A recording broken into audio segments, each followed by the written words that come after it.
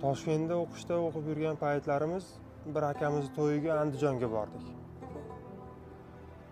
To'yxona biz uyimizdan uzoqroq bo'lgani uchun onam xavotir olmasin dedimda borganim aytmadim.